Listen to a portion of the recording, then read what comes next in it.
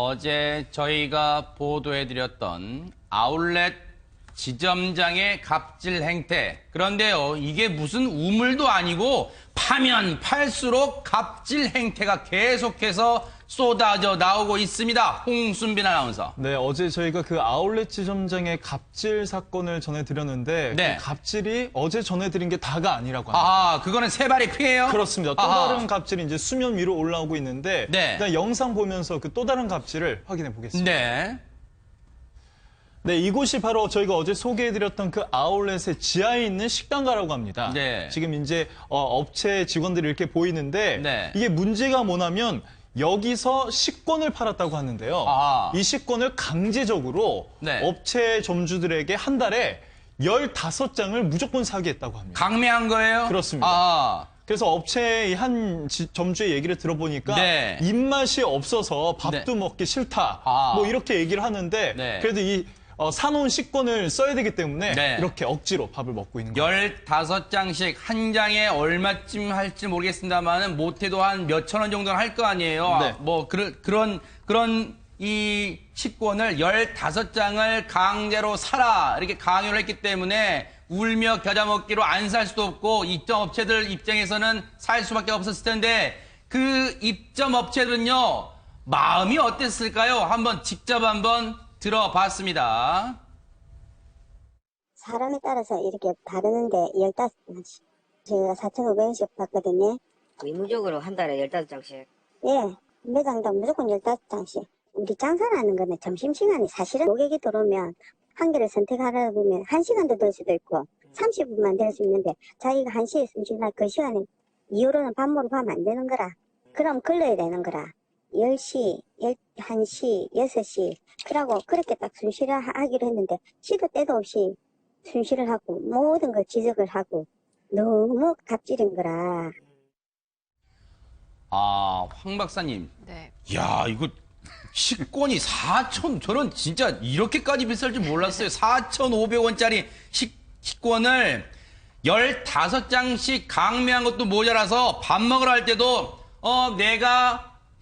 내가 딱 지정한 시간에만 밥 먹으러 가. 이게 말이나 되는 얘기입니까? 그때 손님 오면 어떻게 하라는 얘기예요, 그러면? 그러니까 장사하는 사람들 입장에서는 손님이 많이 올 때는 밥을 안 먹어도 배가 부르죠. 그렇죠. 점심 먹으러 갈 시간도 없고 네. 먹을 필요도 없고요. 그렇지만은 손님이 적당히 없는 시간에는 얼마든지 짬을 내서 갔다가 점심을 먹고 또 나머지 시간에 장사를 해야 되는데 그거를 그런 편의를 봐주지 않으면서 식당에 가서 정해진 시간에 밥을 먹으라고 하는 거는 네. 글쎄 이거를 아울렛에서 매장을 더 올리려고 하는 건지 네. 아니면은 무슨 다른 뭐 계획이 있는 건지는 모르겠지만 네. 글쎄 왜 이렇게 규칙을 정해놓고 순시를 하고 했는지 저로서 사실 이해가 안 되고 네. 어쩌면은 이 매장 그 점주들을 관리하는 네. 이 사람들의 또 다른 입장이 있겠죠. 네. 그 입장을 한번 들어봐야 할 것 같습니다. 네. 예. 아니, 우리가 상식적으로요.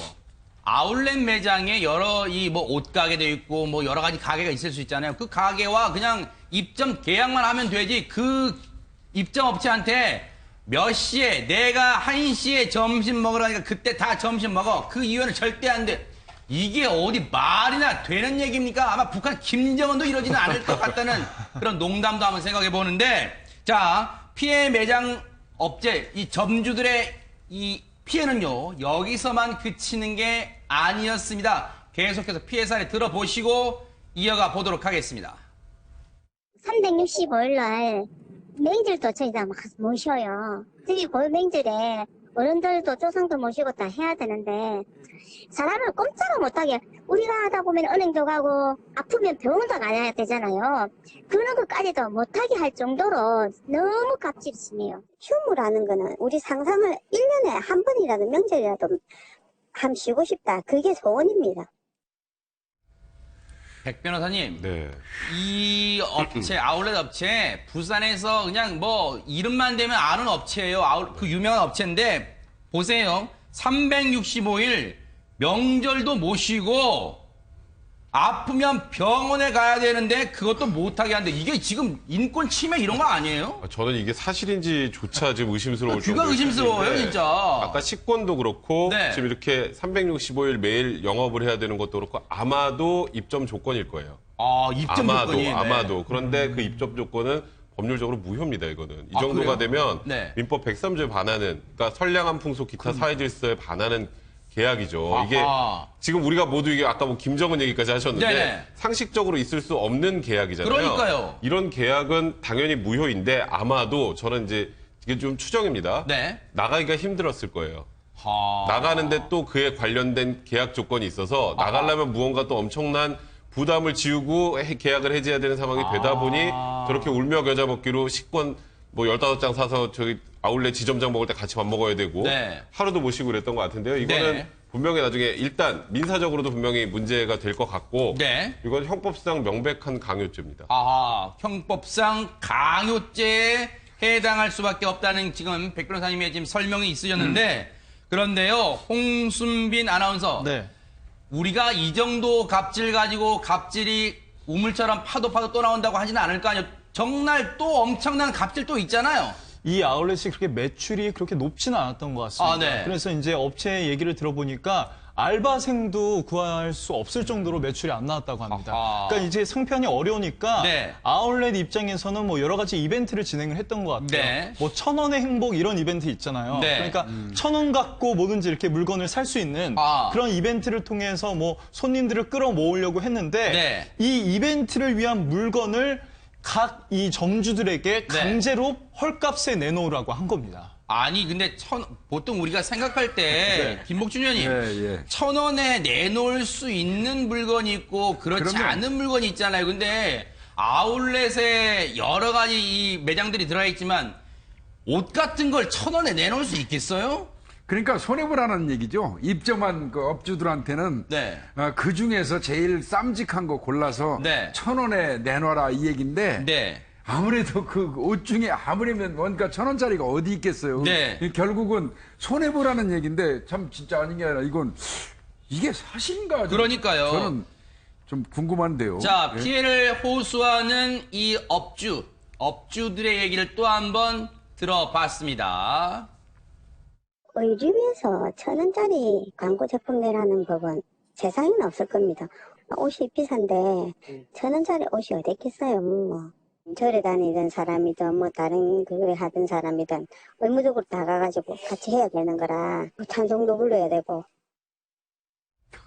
이거요, 김복준 의원님 예. 정말 더더욱 귀를 의심케 합니다. 종교까지 무조건 예배 드려야 된다. 지금 뭐 기독교를 믿으라 하는 것 같은데 이게 말이나 되는 얘기입니까 지금 이게? 이거 뭐 아까 우리 백 변호사님이 이제 뭐 형법상 강요죄에 의유할 수 있겠다고 그러는데 제가 보니까 이거는 헌법 위반이네요. 헌법이 종교의 자유와 종교의자유까지 침해한다고 그러면 이 아울렛은 도대체 정체가 뭔지 모르겠습니다. 아하. 예?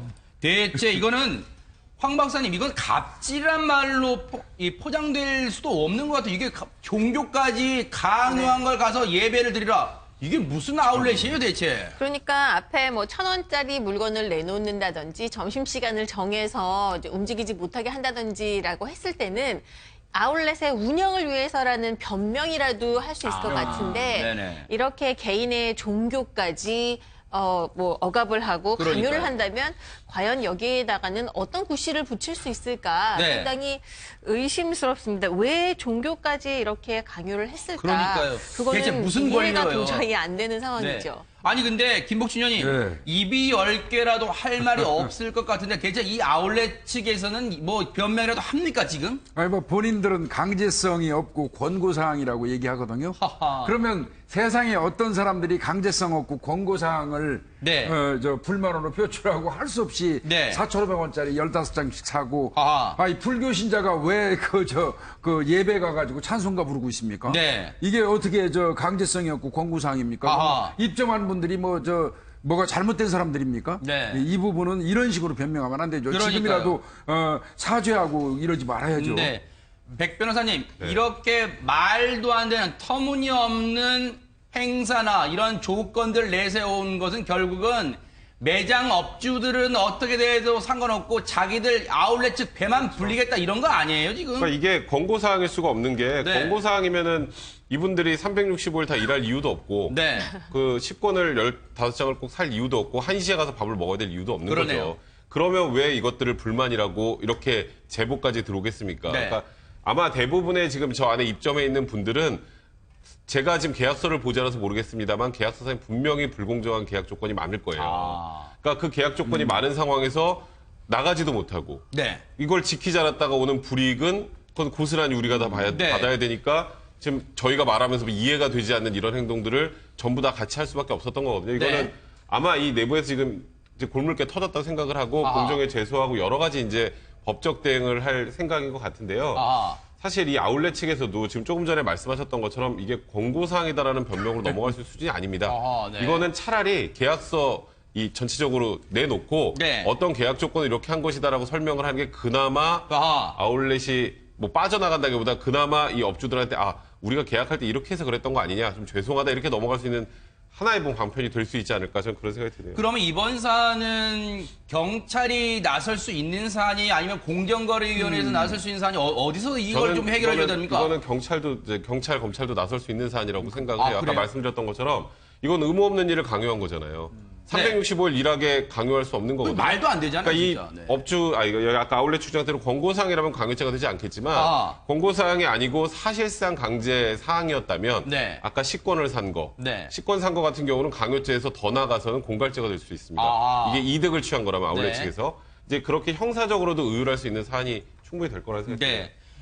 우려되는 부분은요, 이거 하루빨리 좀 경찰에서 수사를 할 수 있으면 좀 나서주시길 바라는 게 우려되는 부분이 혹시라도 사실 이게 MBN의 단독 보도로 알려지게 됐는데 이 아울렛 측에서 혹시라도 제보자를 색출하는 작업에 나설까봐 그래서 매장 업주분들이 또 다른 2차 피해를 당할까봐 지금 상당히 우려가 됩니다. 하루빨리라도 경찰이 수사에 착수를 할 수 있으면 해 주십사 하는 부탁을 드려봅니다.